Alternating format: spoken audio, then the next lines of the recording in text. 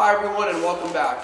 It's been a while since I've last uploaded, since probably about August, but we've been pretty busy at the museum doing a lot of different things. As you can see behind me, one of the big things that we got done over winter, even in the cold, is that our tender is about 90% done. It's been painted, it's been lettered, it needs a little bit of touch up. The headlight needs the glass put in, it needs a little bit more paint work done, the numbers need put on the back of the light, but for the most part the tender's pretty much done. I think it came out pretty good. We're going to kind of do a little bit of a walk around with where it's at. But in terms of progress, this is definitely one of the biggest pieces of progress we've got done so far, with the tender being about 90% done and all but completely painted. So just a couple things to note. We still are cleaning up. It'll get marker lights, lenses put back in, and the glass once we get to that. But we don't want to do that right now because it's going to get moved around, and we're going to kind of wait till that's done in place and moved before we put the glass back in.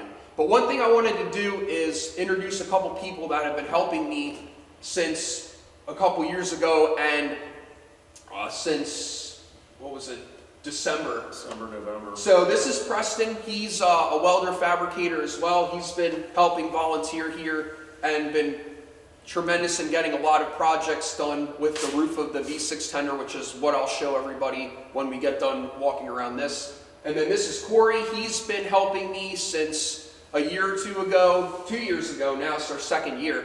And he's in the metals fabrication program at the school I teach at, and he's been instrumental in building the headlight that's going to go on the front of the B6 and just doing a whole bunch of metal work and prep work for us. So I wanted to introduce them because what's awesome about this is now it's no longer just a single show. I've done a lot of this myself, but we've also had a lot of volunteers that have been helping us, and we have even more volunteers that are helping us now. So our progress has gone through the roof, which you'll see when we go take a look at how far the cab of the B6 has come.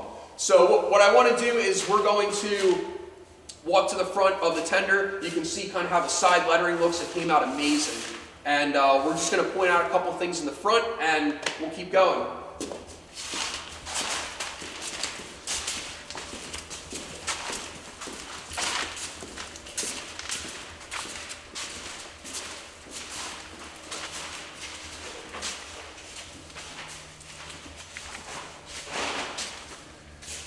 This is the front of the tender, obviously. Just a couple things to point out. This plate was completely redone. This is a brand new plate that we fabricated in-house, including an interesting thing with these is that the Pennsylvania Railroad didn't like to cut out circles. What they do is they'd actually individually drill each area around the circle to make a hole, and then the middle part would come out, and we replicated that with these, and I think it came out really good. This is actually a holder for the electric cable that runs between the tender and the locomotive, for those that were interested.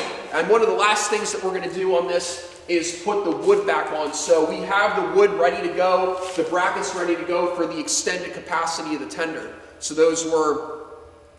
they were not stained, they were coated in linseed oil, and to stabilize them and prevent them from rotting effectively. And we're going to put those back on, and the tender is just about done, and I wanted to show you where that ended up. So here we have the stack of the B6, and it's been a little bit since I've talked about it, so I just wanted to show everybody kind of where the progress was with this.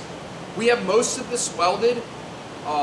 Originally what had happened with the stack was because these were sitting outside and you had all the soot from the smoke and everything, what happened was underneath the stacks would rust, and when we went to pull the stack as part of the restoration process, a lot of the edges of the stack had broken because of the rust. A lot of people thought maybe the stack was dropped or it was damaged or something fell on it. But believe it or not, this is one cast piece, and cast metal isn't able to withstand bending at all. It just breaks. So when rust started to form between the stack and the smoke box, we ended up breaking off pieces of the smokestack, and when we pulled it, the smokestack fell apart in pieces. So we decided, as something new here, we were going to try to stick weld the stack back together. We have special rods for welding cast iron that we were able to use. And Corey's been working very hard preheating and welding and post-heating and treating the stack so that our welds are going to be sound and will hold for a while. But we wanted to show everybody where we were at with the progress on this, because this eventually is going to end up back on the engine. One of the areas that we wanted to spend a little bit of time on and try to see if we were able to make it work again was the firebox door mechanism. Now we weren't sure with this if we would actually get results with it being 70 plus years since it's actually opened under air. But we spent about an hour or so. Hour and 15 minutes. An hour, yeah, working on it, and we were able, with not that much effort and a lot of penetrating oil, getting this to work again. So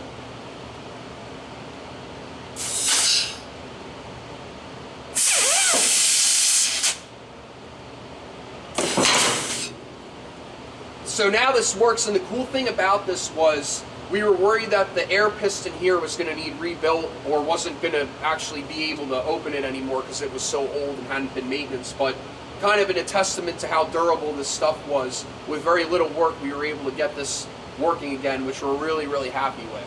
So we wanted to highlight that. The seals in the actual air cylinder don't even leak at all, and it's been dormant since '55, so it just shows you the testimony of how well things were built back in the day. And I think one more thing, what's kind of cool too, is that Preston was able to make up the missing bracket, kind of like a guard, so that you didn't hit the lines coming into it. Because if the engineer sat where I am, when he would get up and down into the seat, they would have a tendency to hit these lines. So we actually went to one of our other engines and noticed that this engine's was missing, so we fabricated a new one of these and put it on, and it came out pretty good. So a lot of times since last August that we've been spent on the B6 has been working in the cab area. The cab was in bad shape. A lot of it was because there was a lot of rust from it sitting outside. When you have riveted panels, like this panel's riveted to this, they overlap. And when they overlap, water tends to collect in between them and rust. So for example, what happened was here, there's this channel that joins this part of the roof to this part of the roof. And water got in there and it rotted this out and it rotted this part of the cab away. So there's a lot of patches that had to be put in and a lot of pieces had to be replaced because they were so worn out and rusty. We had considered possibly getting the cab sent out to be redone completely, but we decided that we were going to try to tackle it in-house and fix the cab here and keep as much of it as we had. And I think the end result really was good because it saved what was there, but there's a lot of new material that had to be added. So like these channels, we're working on getting the radius of these right, but these support channels had to be all replaced. They were rotten. These ones on the upper part of the cab also had to be replaced. This channel had to be replaced. And then the track that the vent slides on, which we'll see in a little bit, had to be replaced as well. The tracks and big chunks of the roof. There's an angle, a support channel here that had to be completely refabricated and replaced, as well as you can see there's a patch behind it that had to be replaced as well.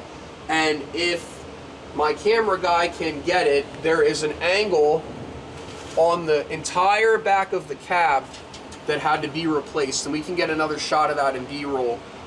This section of it had to be completely replaced, and the whole angle had to be pulled off and re-welded because there was so much rust behind this that we had to pull it off. Because if you don't get the rust out, you can paint over rust, but it's still going to continue to rust, which is always a problem. You don't want to restore something, miss stuff, and then come back 10, 20, 30 years later and have to do it again. We try to do it right the first time. Another really exciting thing that we're starting, and everybody's been asking about this, and I'm finally happy I can talk about it. We're finally starting to we're getting the preliminary stuff together to start put the jacketing on the back head of the boiler. So we're starting to get that. Yes, all the jacketing will be put back on. One of the things we have to account for is that originally there was asbestos briquettes back here that were about 2 inches, and we're not putting them in obviously, so we have to account for that and kind of build a framework that we'll talk about more in detail when we get to it, but that's what we're working on. But we have these 2 side pieces up to kind of see what's going on. We have another volunteer who's not on the video that's recently joined us that is amazing with light metal fabrication that's been doing this, and he's been doing a really good job, and I wanted to highlight some of the work that he's been doing. But this is where the direction we're starting to go once the cab gets done, and we'll be done with the cab here within the next coming weeks, so that's exciting. So you can see here, we got the roof pretty much buttoned up and everything. The sides that Mike was talking about underneath where we put the new channels on the side, that's actually underneath this piece right here, and you can see where both sheets come across and they overlap with each other. We put new rain gutters on the side as well. Those were completely rotted as well, so those are all brand new on both sides. We've been working on the top, and the issue we have with the top is from it rotting out and everything, it actually sunk in the middle. And with us bracing up and everything, it's kind of gotten a wedge in itself, if you could say that. So in the middle, it's kind of got a small dip in it, but we've actually realized that we did not replace any of the angles on this side. So therefore, actually, it is sitting where it was originally sitting before. But as of today, we've actually been working on getting the hatch slide rails put up back here. And I've been actually working on getting that ready to get put back up here, permanently installed. So the roof has come along really nice. We've got a couple more things to do on the engineer side. But for the most part, the top of the roof here is done about 98%. So it's coming along really well. So lastly, I wanted to cover something that a lot of people kind of forget, and it goes over a lot of like the behind the scenes work that we do. So there's been a volunteer that's been coming in on the weekends that has been single-handedly painting the entire underframe of the engine by himself. And a lot of the parts inside here, the air cylinders for the brakes, the leaf springs, the valve gear assembly, everything like that. He's been painting this by hand, prepping it, knocking all the loose rust off. So I wanted to kind of highlight that and the importance of kind of all the work that's not seen. So a lot of this, one of the steps, the final steps we're going to start is actually putting the jacketing back on the engine that a lot of people have been asking about. And you can kind of see, if you look up here, there is a bracket for one of the spots of where the jacketing is going to go. And I'm looking forward to talking about how we're going to design that and what that's going to look like when the time comes. But for now, the important thing is if underneath that's not painted and stabilized, it doesn't matter what you do to the outside because you haven't fixed anything below it. So a lot of that, again, a lot of that work falls on the volunteers that come in and work really, really hard to make our jobs easier so we can focus on the metal work. So I wanted to highlight that. So that about wraps up this update for the progress that's happening here at the museum. Hopefully from here on out, the gaps won't be as long. I also wanted to make a special mention to my new cameraman, Carson, who's been helping us out. So I even have help with some camera work now, which is amazing. So look forward to updates in the future. We might have some shorts coming your way. We also are going to start eventually tackling our next big project, which is going to be the smoke box and everything that's associated with that. We're going to put the headlight on. That's coming your way this year as well eventually. And we have a lot of work to do to fix kind of these holes in this welds and stuff. So thanks again for joining us, and we'll see you soon. Done. All right.